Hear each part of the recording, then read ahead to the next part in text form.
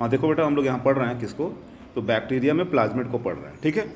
लिखा हुआ है बैक्टीरिया में प्लाज्मिड को पढ़ रहे हैं।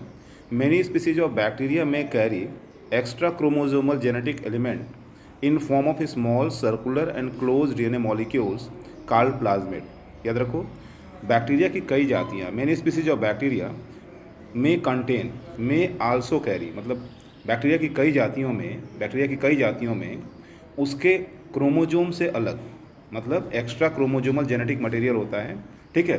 एक्स्ट्रा क्रोमोजोमल जेनेटिक मटेरियल क्या क्या होता है, तो डीएनए होगा या आरएनए होगा।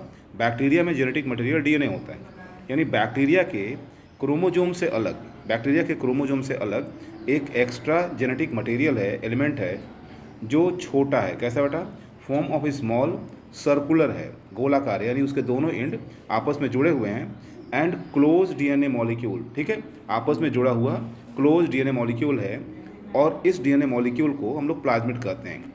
सम plasmid are merely bacteriophage DNA, ठीक है। लगभग कुछ प्लाज्मिड्स ऐसे होते हैं जो बैक्टीरियोफेज डीएनए की तरह, ठीक है, छोटे से होते हैं, विच में अल्टरनेटिवली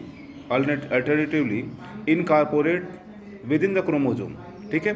ये बैक्टीरियोफेज के डीएनए की तरह। बैक्टीरियोफेज क्या है बेटा, तो बैक्टीरियोफेज वायरस होता है जो हम लोग जीवाणु भक्षी कहते हैं, यानी बैक्टीरियोफेज के डीएनए की तरह ही यह क्रोमोजोम के डीएनए से जुड़ सकता है।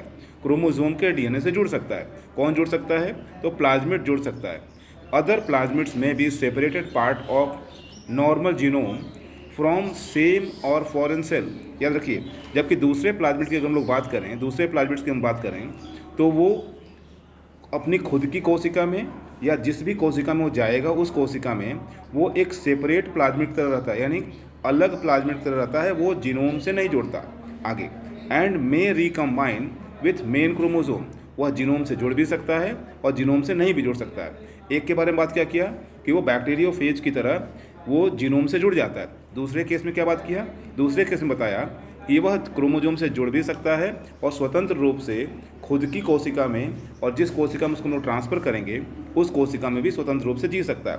आगे, the function of some of these plasmid, ये जो प्लाज्मिड्स हैं उसमें से जो प्लाज्मिड्स हैं इनका अलग अलग काम बेटा, अलग अलग प्लाज्मिड्स का अलग अलग काम है, जिसके बेसिस पे हम लोग उसके अलग अलग नाम से जानते हैं। The function of some of these plasmids called colicinogenic factor, ठीक है। ये जो कोलिसिनोजेनिक फैक्टर है वो क्या है, is the production of antibiotically active protein. याद रखिएगा, जो कोलिसिनोजेनिक फैक्टर है या कोलिसिनोजेनिक प्लाज्मिड है वो प्रतिजैविक मेडिसिन या प्रतिजैविक प्रोटीन का निर्माण करता है या कोलिसिन का निर्माण करता है, which inhibits the growth of other strain of bacteria. याद रखिएगा, ये ऐसा रसायन है जो बैक्टीरिया के दूसरे गुण वाले बैक्टीरिया को पनपने नहीं देगा अपने आसपास दूसरे बैक्टीरिया को विकसित नहीं होने देगा, ठीक है। विसिनिटी मतलब होता है आसपास। सम प्लाज्मिड्स में एक्ट एज सेक्स और फर्टिलिटी फैक्टर, कुछ जो प्लाज्मिड्स हैं बेटा वो सेक्स या फर्टिलिटी फैक्टर की तरह काम करते हैं।